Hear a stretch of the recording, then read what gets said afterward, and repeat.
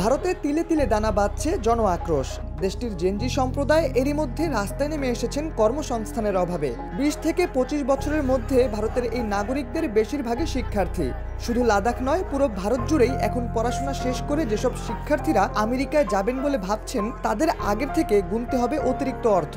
মার্কিন president Donald ট্রাম্পের নতুন ভিসা নীতি ও নরেন্দ্র মোদীর খামখেয়ালিকেই এর কারণ হিসেবে মনে করছেন অনেকে। কদিন আগেও যেখানে টেক ও মেডিকেলের গ্র্যাজুয়েটদের চাকরি দিয়ে কম খরচে আমেরিকায় নিয়ে যেত কয়েকটি কোম্পানি, সেখানে আমেরিকা H-1B ক্যাটাগরির ভিসা চালু করায় এসব শিক্ষার্থীদের এখন গুনতে হবে $1 লক্ষ, যা আগে লাগতো $2000 থেকে $500। ট্রাম্পের এই নতুন ভিসা ক্যাটাগরির কারণে লাখ লাখ ভারতীয় শিক্ষার্থীদের স্বপ্নভঙ্গ হচ্ছে। দেখা গেছে এই ক্যাটাগরির ভিসায় যারা আমেরিকা যাবেন তাদের খরচ বার্ষিক গড় আয়ের চেয়েও বেশি।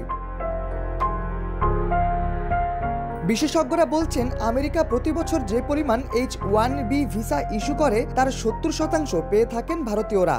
দেশের শিক্ষার্থীদের একটি মত হলো, ভারতে এমনি বাড়ছে তরুণ বেকারের সংখ্যা, সাথে আমেরিকার এমন ভিসা নীতি বেকারের সংখ্যা আরও বাড়িয়ে দিতে পারে। তাছাড়া দেশটির অনেক তরুণ এখনও প্রযুক্তিতে অতটা দক্ষ নয়। একটি নির্দিষ্ট বিষয়ে তারা সনদদারি হলেও কর্মক্ষেত্রে তারা পিছিয়ে পড়ছে। এক্সট্রিম মশার কয়েল প্ল্যান্ট ফাইবার দিয়ে তৈরি, ডেঙ্গু, চিকুনগুনিয়া বাহি সহ যে কোনো মশার বিরুদ্ধে দেয় এক্সট্রিম সুরক্ষা।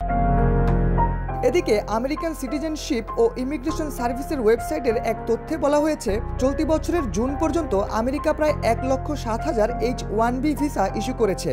তার 13%ই পেয়েছে বিভিন্ন ভারতীয় কোম্পানি। তবে নতুন এই ব্যবস্থায় এখন প্রবল অনিশ্চয়তা তৈরি হয়েছে।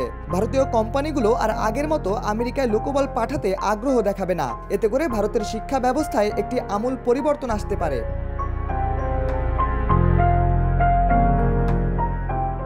আমেরিকান H-1B ভিসা চালু করার পর এখন দেশটির তরুণরা আর পড়াশোনা শেষ করে যুক্তরাষ্ট্রে পাড়ি জমানোর আগ্রহ দেখাচ্ছেন না বলে জানা গেছে। প্রযুক্তি প্রতিষ্ঠানে অধ্যাপনায় যুক্ত আছেন এমন অনেকেই আবার মনে করছেন একই কথা। কয়েক বছর আগেও তরুণ গ্র্যাজুয়েটদের আমেরিকায় পাড়ি দেওয়ার যে ক্রেজ ছিল তা এখন অনেকটাই কমে এসেছে। এই কথার ওপর ভিত্তি করে মূলত বলা হচ্ছে, H-1B ভিসা বন্ধ হয়ে গেলেও তাতে খুব একটা হাহাকার পড়বে না ভারতে।